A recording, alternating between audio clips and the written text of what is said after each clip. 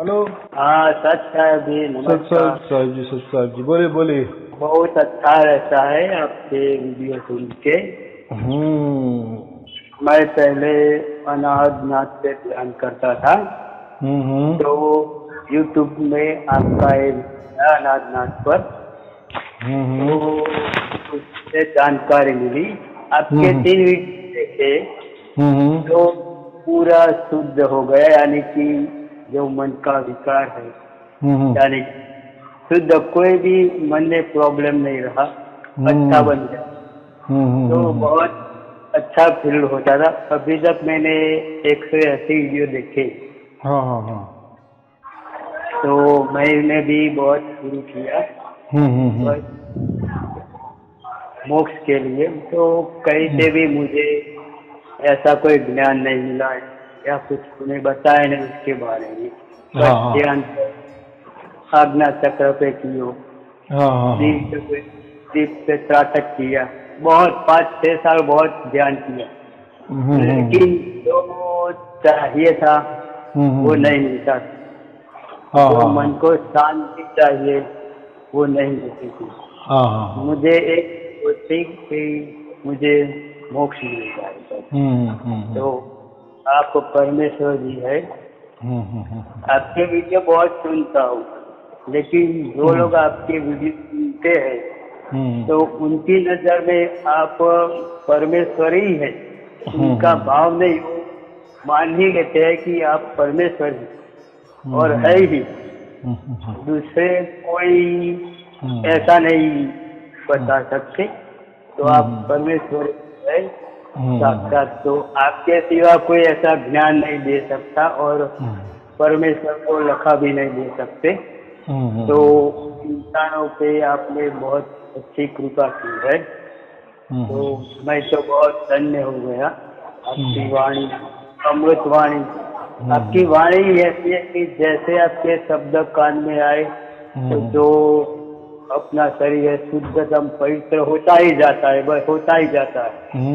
कोई खिन्नता, कोई ऐसा दुर्व्यवहार करने का किसी के साथ ऐसा कुछ भी नहीं रहता, बस जीवन का उद्देश्य खत्म हो जाता है। बस ऐसा है कि परमेश्वर मिल गया, आनंद ही आनंद रहता है। धुन चाहे प्राप्त हो या न हो, अब मेरे हिसाब से, लेकिन इंसान इतना पवित्र बन जाता है कि तो एक दरिया है, लेकिन सचमुच ऐसे पवित्र बन जाता है इंसान। मुझे ऐसा फील हुआ। मैं सुनता तो हूँ और अपने आप भी सुनाई देती है। आपने बताया तो मैं समझ गया कि धुन को सुनना नहीं है, बस आएगा तो वैसे सुन लेना, तो आती ही है। मैं जब ध्यान करता था अनाथ से, तो वैसी वो झिमुर जैसी आवाज सुनता था, लेकिन वो तो अब ध्यान नहीं करता। मैं भी 3-4 घंटे तक ध्यान करता था। अलग मेरा कमरा था, उसमें मैं करता ही रहता था, लेकिन जो चाहिए था वो नहीं मिलता। वो जो गुरु लोग देते हैं तो सांसारिक सुविधा के लिए देता होगा कि ये मंत्र करो वो मंत्र करो, लेकिन वो नहीं है। वो सांसारिक सुविधा जिससे चाहिए वो उसमें जा सकते हैं, लेकिन जिससे मोक्ष चाहिए वो आप ही दे सकते हैं, वो और कोई नहीं दे सकता। इतना तो मुझे पता चल ही गया। आपकी बहुत असीम कृपा हो गई है हम पर। बहुत अच्छा, आपको मैं हृदय पूर्वक प्रणाम करता हूँ। और एक बात और भी मैं कहता हूँ, जो मैं गलत बोलूँ तो मुझे क्षमा कर दीजिएगा। जो लोग पहले गुरुओं के पास जाते थे तो उसको फीस देते थे या पैसे देते थे या बस के किराए देते थे, उसमें खर्चा करते थे।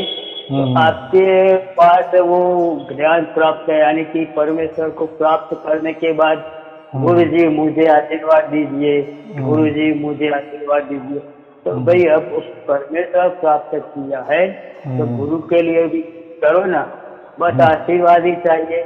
गुरु जी कृपा कर दो, अरे भाई अपना भी कुछ फर्ज बनता है, कुछ सेवा कर दो, ऐसा होता है ना गुरु। होता है। कैसा है, देखो वो तो कोई किसी को हम जोर जबरदस्ती नहीं करते, ऐसा है उसका एक प्रकार का वो संकेत है। जैसे ही भी जो भी गुरु दक्षिणा देता है ना, तो उससे हमको इतना ही पता चलता है। देखो गुरु दक्षिणा तो 1 रुपए भी दिए और 1 करोड़ भी दिए तो हमारे लिए वो तो समान ही है, बराबर। लेकिन जब जो भी कोई गुरु दक्षिणा देता है तो उसका मतलब हमें इतना ही आनंद होता है कि इनके समझ में आ गया, अभी इनके मन में कोई भी संदेह नहीं है और इन्होंने हमें सचमुच में अभी गुरु मान लिए हैं, बस। क्योंकि देखो जब तक उसके अंदर संशय है, वो चाहे ऑनलाइन वीडियो में कितना भी हा कहे कि आप ये हो, आप वो हो, लेकिन जब तक उसका गुरु दक्षिणा नहीं आता तब तक हम समझते कि नहीं, थोड़ा अभी तक इसमें संशय बाकी है, बराबर। ये हमको भी समझता है कि कोई भाई 2-2, 3-3 साल से जुड़े हैं, बोलते सब कुछ है, लेकिन वो तो उनके कष्ट का 1 रुपया भी परमात्मा के नाम पर, गुरु दक्षिणा के नाम पर नहीं देते, तो इसका मतलब हमें समझता है कि चलो अभी थोड़ा संशय में है गाड़ी तो चलो ठीक है। दूसरी बात ऐसी होती है कि हम इतना बढ़िया ज्ञान देते हैं, वो कोई पैसे के लिए तो बिल्कुल नहीं देते। देखो परमात्मा तो क्या बोले, उसके पास तो वो खजीना है, उसके पास तो आनंद का खजीना है। तो किसी का 2 रुपए से तो कोई परमात्मा बड़ा नहीं होता, बराबर कि नहीं। तो एक वो भाव रहता है और एक हमें एक संकेत मिलता है कि हाँ ये इनको अभी समझ में आया, बराबर। फिर उससे क्या हमको आनंद होता है, बाकी कुछ नहीं, उससे वो भाव एक। हाँ बोलो। जो गुरुओं के पास जाते, कोई बोलते 25 साल से गया, कोई बोलता है 30 साल से गया, तो उसको पता चलता है कि उसमें से अब मैं उसमें आया तो उसे तो बेहतर है। वो तो उस टाइम समझ जाता है। जो गुरुओं के पास जाता है वो तो अपने आप समझ ही जाते। मैं तो 10 साल से गया हूँ, लेकिन वो 25 साल से 30 साल से जाता है, तो उसको तो पता चल रहा है, तो उससे बेहतर यही है, तो मुझे गुरु दक्षिणा देनी चाहिए। बस कृपा कर दो, आशीर्वाद तो इससे नहीं चलेगा ना। मेरा खुद का यही मानना है। वहाँ देते हैं गुरु के पास, पैर दबाते, गुरु जी ये चाहिए, वो चाहिए, खाना चाहिए, 1000 रुपया दे दूँ, 2000 दे दूँ, क्या चाहिए, गाड़ी दे दूँ, गाड़ी गिफ्ट में दे दें, ऐसे लोग पड़ेंगे। तो ये मुफ्त में मिलता है घर पे बैठे बैठे, तो इतना नहीं सेवा कर सकते। मैं ये मुझे दुख तो महसूस मैं बहुत करता हूँ। बस ऐसे ही मुझे आशीर्वाद दे दीजिए, कृपा कर दीजिए मेरे बेटे पे कर। अरे भाई तुम कुछ सेवा तो कीजिए, तो फिर आगे चलेगा। कुछ अपना भाव ऐसे बोलने से, शब्दों से बोलने से कुछ ऐसा भी है, व्यवहार करने से भी हो जाता है ना। होता है। हाँ, तो ऐसा होना चाहिए मेरे हिसाब से।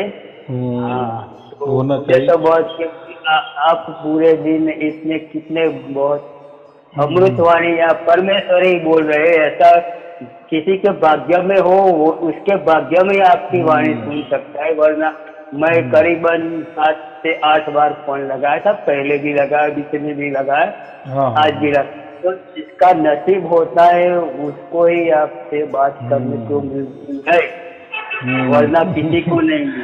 हाँ बराबर। अच्छी भाव, अपना भाव का भाव अच्छा है। तो मैं इतना ही मेरा भाव है। तो इंसान को ऐसा करना चाहिए। मैं तो पहले से जाता था, तो मेरा भाव ही ऐसा है कि मैं मंदिर में जाके दान दक्षिणा नहीं देता, लेकिन कोई गरीब होता है, कोई ऐसा पशु पक्षी को मैं खिलाता हूँ, बस देना ही चाहिए। मेरा ऐसा वेल्डिंग ऐसा अपना खुद का बिजनेस है, तो मैं लेने को इच्छा नहीं रखता, बस देने का ही भाव है। और आपका जब वीडियो देखा तो मैं तो संपूर्णपणे खाली हो गया हूँ। मेरे पास अब जीने का कोई मकसद नहीं है, क्योंकि मैं कहीं भी देवालय में पहले जाता था तो यही मांगता था, तो मुझे ऐसा मार्ग दिखा दो बस मोक्ष के लिए। गुरु तो थे ही, मगर पता चल जाता था कि ये मेरे लिए अच्छा नहीं है, मोक्ष नहीं मिलेगा। फिर आपका वीडियो अचानक किया गया 2 तारीख को, तो मैं सबके वीडियो ही देखता रहता हूँ पूरे दिन। तो मुझे समय मिलता है तो मैं रात दिन में 4-5 वीडियो देख ही लेता हूँ। लेकिन आपका 3 वीडियो मैंने देखा, पहला ही 3 अनाथ नाथ और दूसरा अलग, सबसे मैं खाली हो गया, बस मन में कोई संशय ही नहीं रहा और बस संपूर्ण। और दूसरा वीडियो तो मेरे मन में प्रश्न था कि ये कर्म क्या है, ये भाग्य कैसे बनता है, तो आपने बता दिया था कि कर्म का और भाग्य का सिद्धांत अलग है, कोई भी किसी पर नहीं बता सकता, वो परमेश्वर की ओर से होता है। तो अगर समझो ऐसा किसने बता दिए, ये गुह्यतम क्यों रखे हैं कर्म सिद्धांत और भाग्य सिद्धांत। अगर समझो ऐसा होता, मैंने कह दिए कि ये इससे भाग्य बनता है या इससे कर्म सिद्धांत आपका क्लियर हो जाएगा बराबर, तो लोग क्या करेंगे, बहुत सारे पाप भी करेंगे और उनको तो मालूम है कि कैसा हमारा भाग्य ये करने का, बनाने का, या हमारा जो कर्म है वो कैसे शुद्ध पवित्र बनाने के। तो फिर एक बाजू भयंकर पाप करेंगे और दूसरी बाजू उनको अगर ये मालूम हो गया तो फिर वो अपना भाग्य खुद बनाएंगे या अपना कर्म खुद बनाएंगे और शुद्ध पवित्र बनते जाएंगे। तो इसीलिए परमात्मा ने ये कर्म सिद्धांत जो है, कार्य कारण भाव, और ये जो भाग्य सिद्धांत है उसको हम नसीब कहते, भाग्य कहते, वो ऐसा परमात्मा ने उसकी मुट्ठी में रखा है, ऐसा समझो। तो और फिर देखो ना, जब जिसका भाग्य होता है उसको बराबर फिर वो प्राप्त हो ही जाता है, बराबर हो ही जाता है। हाँ, क्यों प्राप्त होता है, जब हम उसके ऊपर विश्वास रखते हैं ना तो फिर वो बराबर प्राप्त होता है। इसके पहले हम क्या करते थे, मंत्रों पे विश्वास रखते थे, गुरु पे विश्वास रखते थे, कोई ध्यान पे विश्वास रखते थे, कोई अपना खुद के विचार पे विश्वास रखते थे, कोई कल्पना पर, यानी अपने ही मन के तौर तरीके को विश्वास के रूप में सामने लाते थे। तो परमात्मा तो सब देखता है ना, सब परमात्मा को मालूम है। अभी इसका मंत्रों में विश्वास है ना, ठीक है भाई करते जाओ, फिर क्या है, क्यों नहीं मिल रहा है, छोड़ फिर मंत्र, बराबर। ध्यान में विश्वास है, चलो देखो ध्यान क्यों, ध्यान में हम क्या करते हैं, हमारा मन ध्यान करता है और वो अहंकार में रहता है ना कि अभी मैं मेरे मन से, मेरे इसमें, मेरे विचारों से, मेरे कल्पना से परमात्मा को प्राप्त करूंगा। ये क्या हो गया, अहंकार हो गया ना। हाँ, तो ध्यान श्रेष्ठ हो गया। वैसा ही मंत्रों का है ना कि मैं इस मंत्र से या इस अजपा से मैं अभी परमात्मा को प्राप्त करूंगा। ये भी क्या हो गया, अहंकार हो गया, यानी मंत्र श्रेष्ठ हो गए, परमात्मा बाजू हो गया। लेकिन जब हम पूरी तरह से परमात्मा को ही सरेंडर होते हैं या शरण में जाते हैं, फिर परमात्मा को लगता है हाँ अभी ये कह रहा है कि बंदा कि अभी मैं कोई मंत्र नहीं करूंगा तेरे लिए, नहीं कोई ध्यान करूंगा, नहीं कि तेरे बारे में विचार करूंगा, नहीं तेरे बारे में मैं कोई कल्पना करूंगा, नहीं तुझे प्राप्त करने के लिए कोई तौर तरीका अपनाऊंगा, बराबर कि नहीं। हाँ, तब परमात्मा को शरण, हाँ ये अभी पूरी तरह से मेरे शरण में आया है, बराबर। और जो भी कहता है ना कि तुम मेरे शरण में आ जाओ, जैसे गुरु लोग कहते हैं ना, तुम मेरे पास आ जाओ, मुझे गुरु दक्षिणा दो, मेरे पाँव दबाओ, मेरी आरती करो, मैं आपको कुछ नाम दूंगा या कोई ध्यान दूंगा। तो फिर ये भी क्या हो गया, फिर गुरु के हाथ में आ गया परमात्मा। ये देखो, तो परमात्मा किसी के अंडर की बात नहीं है, बराबर कि नहीं, क्योंकि परमात्मा समयातीत है और हम समय के अंदर में रह रहे ना, काल के अंदर रह रहे, समय और समय माने टाइम, हम टाइम के अंदर है, बराबर। लेकिन परमात्मा समयातीत है ना, तो हम समय के अंदर रह के समयातीत परमात्मा को नहीं प्राप्त कर सकते, और फिर इसलिए किसी को नहीं हो रहा है। ये लोग समझ में नहीं समझते नहीं है। और ध्यान जो होता है ना, ध्यान में मुख्य बात होती है आकाश, जो हम कहते हैं ना, देखो पृथ्वी से सबसे सूक्ष्म क्या होता है, जल होता है, जल से और सूक्ष्म क्या होता है, अग्नि होता है, अग्नि से और ज्यादा सूक्ष्म क्या होता है, वायु होता है, वायु से और सूक्ष्म क्या होता है? आकाश होता है। सूक्ष्म माने सर्वव्यापी, सूक्ष्म माने सूक्ष्म, क्योंकि देखो जितना सूक्ष्म होगा तो उतना, जैसे देखो कोई हम रेसिपी करते हैं या कोई हम कोई एक पदार्थ तैयार किया, खाने वाला पदार्थ, अभी समझो शिरा, समझो अभी आप क्या कहते हैं उसको नहीं मालूम, एक शिरा रहता है ना, जैसा वो सत्यनारायण में प्रसाद देते हैं, देखो तो जैसा सत्यनारायण का प्रसाद होता है ना, हाँ जी, हाँ, तो उसमें क्या होता है, जैसे समझो हमने शक्कर है, वो जाड़ा शक्कर हमने अगर डाल दिया, बड़ा शक्कर जो होता है ना, पूरा शक्कर डाल दिए, हाँ, तो और जब प्रसाद लिए तो फिर उसमें थोड़ा शक्कर का दाना लगेगा हमें, बराबर कि नहीं? लेकिन अगर उसमें डायरेक्ट हमने शक्कर की पाउडर ही डाल दी, वो जो शक्कर है उसका पाउडर ही डाल दिया, चीनी का पाउडर डाल दिए, तो वो जल्दी घुल मिल जाएगी ना उसमें, हाँ, जल्दी मिक्स हो जाएगी। हाँ, तो क्या किया हमने, फिर वो जो शक्कर थी जाड़ी, मोटी शक्कर थी, उसको पीस लिए, पीसने के बाद वो क्या हो गए, सूक्ष्म बन गए, फिर सूक्ष्म बराबर जल्दी पदार्थों में घुल मिल जाती है, बराबर मिल जाता है। हाँ, तो यही बात होती है। तो इसलिए क्या कहते हैं कि पृथ्वी से सूक्ष्म जल है, जल से सूक्ष्म अग्नि है, अग्नि सूक्ष्म वायु है, वायु सूक्ष्म वायु है। तो सूक्ष्म का मतलब सर्वव्यापी, फटाक से घुल मिलने वाला, बराबर ये होता है। तो ऐसा परमात्मा क्या है, वो तो सर्वव्यापी है ना, यानी सूक्ष्म से सूक्ष्म, यानी ऐसा समझो आकाश से भी सूक्ष्म क्या है, आकाश से सूक्ष्म आत्मा है, और आत्मा से सूक्ष्म परमात्मा है, बराबर कि नहीं? तो इसलिए वो फटाक से घुल मिल जाता है। लेकिन हम ध्यान जो करते हैं ना, ध्यान किसका करते हैं? हम आकाश का करते हैं। तो हमारा, हम उतना सर्वव्यापी नहीं हो सकते जितना परमात्मा सर्वव्यापी है। यानी हम तो जाते हैं प्राप्त करने के लिए परमात्मा, लेकिन हमें आकाश ही प्राप्त होता है, यानी क्या, पंचतत्व ही प्राप्त हो जाता है। फिर हम उसको ही कहते हैं कि नहीं, मुझे ये ध्वनि सुनाई देने लगी, मुझे अभी ये देखा, मैंने ये देख लिया, ये रंग देख लिया, ये आकार देख लिया, ये आदमी देख लिया, ये गुरु देख लिया, ये देवी देवता देख लिए, या कुछ भी, फिर लाखों प्रकार के रंग ढंग है देखने के, हाँ, या सुनने में भी कान दबाए तो बहुत सारे कुछ भी ध्वनियां सुनाई देने लगी।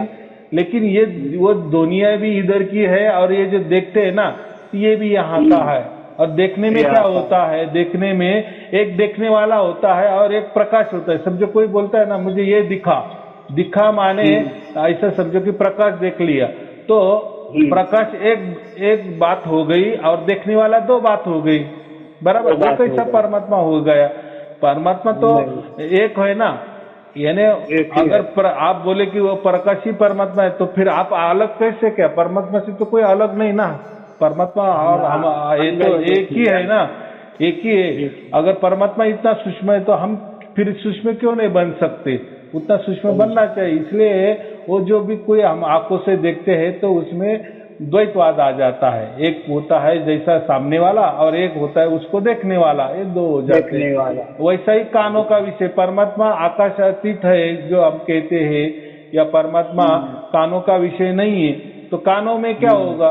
तो कान हो गए सुनने वाला, तो एक सुनने वाला होगा और एक कान हो गए, या जो भी साउंड चल रहा है वो होगा, यानी एक साउंड एक अलग होगा, और सुनने वाला ये जो कान है वो अलग होगा। ये नहीं, यहाँ भी दो हो गए ना, दो हो गए। हाँ, तो देखो अभी आपको जो चार शब्द की प्राप्ति हो गई, तो उसमें कानों का कोई भी बिल्कुल विषय नहीं है, तो दो की बात ही नहीं है, बात ही नहीं, कुछ रास्ता ही नहीं है ना। हाँ, तो सुनने वाला कौन? यही सुरती है, वही आत्मा है। और वो किसको सुन रहा है? उसको बाप को ही सुन रहा है, ऐसा समझो। ऐसा ही है, तो बात एक ही है ना, सागर क्या और सागर का बूंद क्या, एक ही बात है। सागर क्या या सागर की लहरें क्या, बात तो एक ही है ना, दिखने में अलग है। वैसा आत्मा भी दिखने में अलग है, लेकिन वो तो है, उसका अंश ही है ना, परमात्मा का अंश ही है, एक ही उसका डीएनए है। लेकिन ये शरीरों में बंद होने के कारण हम उसको आत्मा कहते हैं। जब वो आजाद हो जाता है तो बस परमात्मा को बराबर परमात्मा की गोद में बैठ जाता है। बाकी क्या है। हाँ, तो ये बातें होती है। इसलिए जब तक परमात्मा अगर हमें प्राप्त करना है ना, तो इसलिए परमात्मा, हाँ, हमारी पहुंच परमात्मा प्राप्त करने की नहीं है, हमारी ताकत नहीं है, हमारी औकात नहीं है। फिर चाहे कोई मंत्र हो, चाहे कोई गुरु के ना वाला हो, कोई धर्म हो, कोई संप्रदाय हो, कोई अपना ये जो कहते हैं, हाँ, मंत्र तंत्र ध्यान विधि विधान, ये काम नहीं आता। हाँ, ये पंथ बिंथ जो भी है ना, तो कोई भी काम नहीं आता। हाँ, अगर पंथों के हाथ में होता तो फिर पंथ बड़े हो गए जाएंगे और बड़े हो जाते, और परमात्मा छोटा हो जाएगा। इसीलिए और परमात्मा के लिए कोई पंथ नहीं होता, वो कोई पंथों में नहीं आ सकता, कोई धर्म नहीं आ सकता, धर्म में नहीं है परमात्मा आ सकता, धर्म की पकड़ में, कोई किसी संप्रदाय की पकड़ में। बोलते तो सब है कि हमारे पकड़ में परमात्मा है, अरे वो तो सर्वव्यापी है, वो क्या पकड़ में आएगा। अरे उसकी पकड़ में आप हो, परमात्मा की पकड़ में सब धर्म है, पंथ है, संप्रदाय है, गुरु है, हम है, तुम है, जो भी दिखने वाला है, जो भी नहीं दिखने वाला, उसके ही गोद में सब है। तो हमारी संप्रदाय के अधीन नहीं है। लेकिन देखो, हर इसका अलगपना है। देखो, आत्मा का भी अलगपना है। लेकिन जैसे बीज बोते हैं ना, हम खेती बाड़ी करते हैं ना, तो देखो खेती कितनी बड़ी होती है, बराबर। उसमें हम एक दाना बो देते हैं, बराबर। एक गेहूं का दाना बो दिए तो गेहूं आ गए, बराबर। और देखो, वही गेहूं का दाना से, गेहूं से हम चपाती बनाते हैं, फिर उसका अन्न बनता है, वही हम खाते हैं, फिर विष्ठा से वही बाहर आ जाता है, और फिर उसकी मिट्टी बन जाती है। देखो, बीज का डाला हमने, खेती में डाला, बराबर, जमीन में डाला, और वापिस क्या मिट्टी में हो गई ना, उसकी मिट्टी को मिट्टी मिल गई। लेकिन जब गेहूं का दाना था तो उससे थोड़ा अलग अस्तित्व बनाया था ना अपना, है तो जमीन से ही वो उपजा था ना। लेकिन बाद में उसके प्रोसेस पे क्या हो गया, वैसा ये जो खेती है ना, ये जो जमीन है ना, उसको अगर हमने परमात्मा समझा, और ये जो गेहूं का दाना है, ये आत्मा समझो, आत्मा, बराबर कि नहीं। तो गेहूं की खेती कर ली, बाद में उसकी कटाई कर ली, उसका खाना बन गया, खा लिए, विष्ठा बन गई, बाकी विष्ठा की मिट्टी बन गई, मिट्टी में मिट्टी मिल गई, जमीन में जमीन मिल गई। लेकिन जब मिलती है, दिखने में ऐसा क्या लगता है कि मिल गई, लेकिन वापिस उसका गेहूं तैयार हो ही जाता है, बराबर कि नहीं। खाली जमीन पर हमने कितना भी अग्नि लगाए, जो भी घास फूस होता है उसको अग्नि उसको जला दिए, बराबर। बाद में देखो वापिस हरा भरा हो जाता है, कुछ दिन के बाद जैसा बारिश गिर गई, तो फिर किसने बीज बोया? क्योंकि आप देखो, जमीन के ऊपर जब वो घास बड़ा बड़ा हो गया था, तो हमने क्या किया, उसको अग्नि दे दिया, पूरा जला दिया, पूरी राख कर दी। अभी क्या हो गया, वो राख और मिट्टी एक ही हो गई, या मिट्टी हो गई, राख है अस्तित्व अभी कुछ घास का नहीं। लेकिन वो ऊपर से जैसा बारिश गिरने दो, वापिस वही आ जाएगा बाहर। तो ये घुल मिलना क्या है, घुल मिलना क्या है? तो ऐसा ही है, वो अनाज जो है ना, वो तो हमको लगता है कि वो जमीन के अंदर से वो आया और वापिस जमीन के अंदर ही जाता है, यानी मिट्टी का वापिस मिट्टी बन जाता है, लेकिन बाद में वापिस अनाज बन जाता है। वैसा ही हमारा ये जो आत्मा है ना, तो ये जैसा आत्मा हम वो गेहूं का दाना समझो, और वो जो जमीन है वो परमात्मा समझो, तो परमात्मा बड़ा ही है। और ये जो उपजता है ये दाना, वो जमीन के अंदर ही उसको डालना पड़ता है, तभी वो उपजता है ना, उपजता है तभी। हाँ, तो इसलिए परमात्मा बड़ा ही है, हम आत्मा छोटा ही है उसका अंश ही। लेकिन हमने थोड़ा अस्तित्व हम अलग बनाए ही रखते हैं, ताकि ऐसा दिखता तो नहीं हमें। लेकिन जब हम वो अनाज खाते हैं, उसकी विष्ठा बन जाती है, और विष्ठा का वापिस वो विष्ठा ये बन जाती है, जमीन बन जाती है, लेकिन बाद में वापिस हो। तो ये प्रक्रिया है, तो ये तो मैंने एक उदाहरण दे दिए। तो ऐसा ये बहुत बड़ा परमात्मा है। तो ये हम तो छोटा उसका बीज है, वो तो परमात्मा, इसलिए हम क्या कहते, परमात्मा एक सागर है, हम बूंद है। हाँ, अगर कोई न, हमने कहने लगे खुद को कि हम परमात्मा है, तो कैसा क्या है? देखो, जमीन जमीन है और गेहूं का दाना ही है। गेहूं को दाने को अस्तित्व है, अस्तित्व है। तो इसीलिए वो दिखता है, वो पीला है, ऐसा है, वैसा है, बराबर। वो खाने लायक है। मिट्टी तो हम नहीं खा सकते, लेकिन वो जो दाना तो उसको खाने, वैसा हमारे अंदर आत्मा है। इसीलिए तो हम हमारी पहचान कर सकते ना, बराबर। जब वो अनाज के दाने, अनाज का जो दाना है, उसको समझ में आएगा कि अरे ये तो मैं मिट्टी हूँ, लेकिन जब तक उसको नहीं समझता, वो अपना अस्तित्व अलग रखता है, बराबर कि नहीं? कि नहीं, मिट्टी से मेरा कुछ लेना देना नहीं है। लेकिन असल में उसको सब पता चलता है कि अरे ये जो जमीन है, मैं एक जमीन का भाग ही है, लेकिन थोड़ा अलग रूप है। अलग क्यों है? तो वो समझने के लिए, उसका अहंकार डालने के लिए। वैसा हम आत्मा बने हैं, बराबर। लेकिन आत्मा से ही परमात्मा जाना जाएगा ना। अगर परमात्मा ही परमात्मा है, तो फिर परमात्मा जानने की क्या जरूरत है? जरूरत ही नहीं है, जरूरत नहीं ना। हम आत्मा के रूप में है, इसलिए हम जान रहे कि हम कौन है। जैसा अनाज का दाना जब समझ में आएगा ना कि अनाज का दाना, कि अरे मैं कौन हूँ, फिर उसको समझ में आएगा अरे मैं तो ये मिट्टी ही हूँ। हाँ, वैसा ही हम, हाँ, तो हम जब ये आत्मा के स्वरूप में आते हैं, तभी हम जान सकते हैं परमात्मा को, बराबर। अगर हमने अस्तित्व, अलग अस्तित्व नहीं रखा, तो फिर जानने की क्या बात है? हाँ, जानने की कोई बात नहीं, और कोई जरिया भी नहीं। इसलिए हम आत्मा है, और आत्मा ही परमात्मा को जान सकता है। अभी देखो, एक दोहा है छोटा सा, मैं तो दोहा तो नहीं लेता, लेकिन अभी थोड़ा सा लोग कहते हैं, तो थोड़ा सा मेरा भी पाठांतर हो जाता है। अभी क्या बोले है?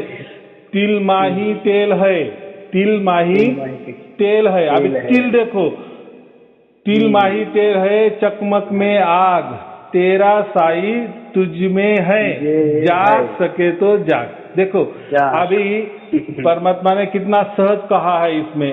क्या कहे? तो जो तिल है ना, तिल का बीज है ना, उसको पहले रगड़ो, फिर उसमें से क्या निकलेगा? तेल निकलेगा, बराबर। तिल माही तेल है, ये जो तिल है ना, उसमें तेल है, ना कि तिल ही तेल है, ऐसा नहीं है। तो फिर हम रसोई में तो डायरेक्ट तिल ही डाल देते ना, लेकिन ऐसा नहीं है। हाँ, तो तिल में से पहले हमको निकालना पड़ेगा।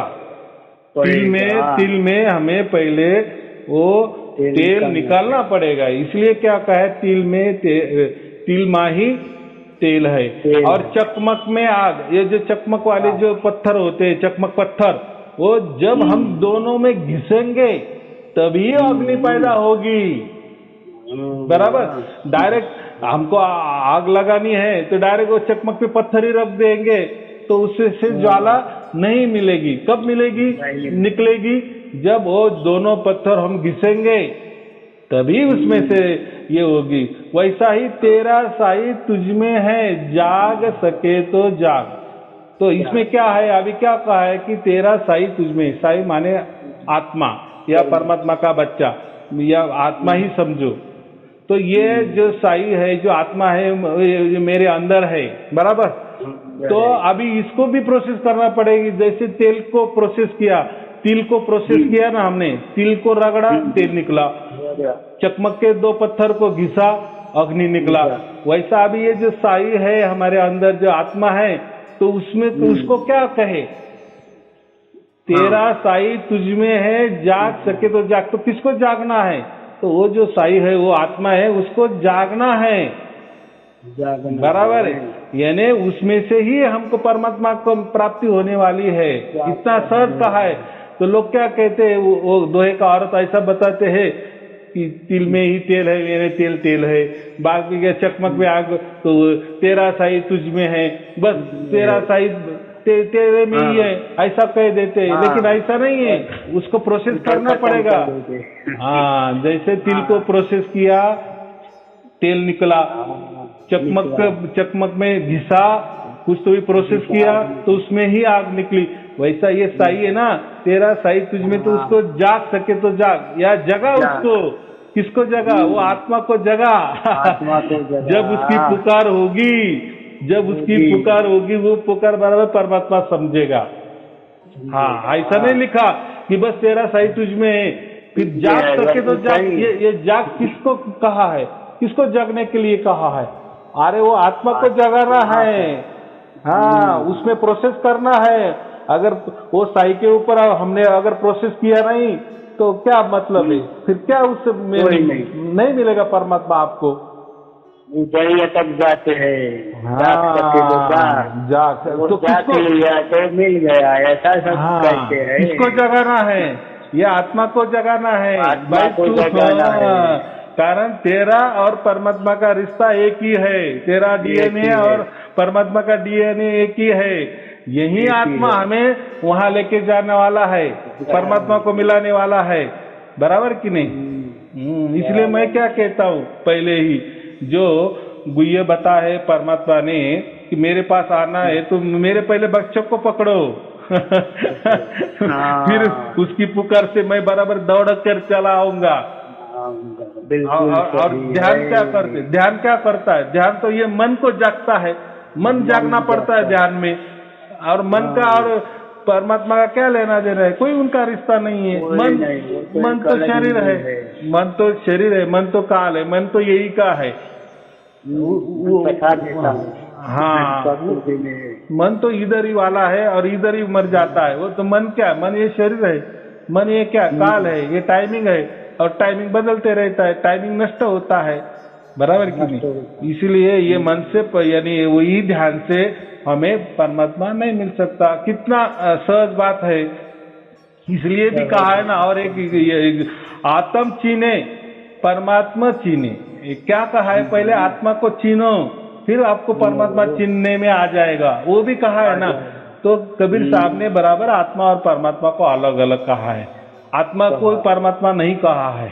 बराबर, आत्मा अलग चीज है। पर तो आत्मा से हमें परमात्मा जाने का रास्ता है, या आत्मा को जगाने से ही परमात्मा मिलता है।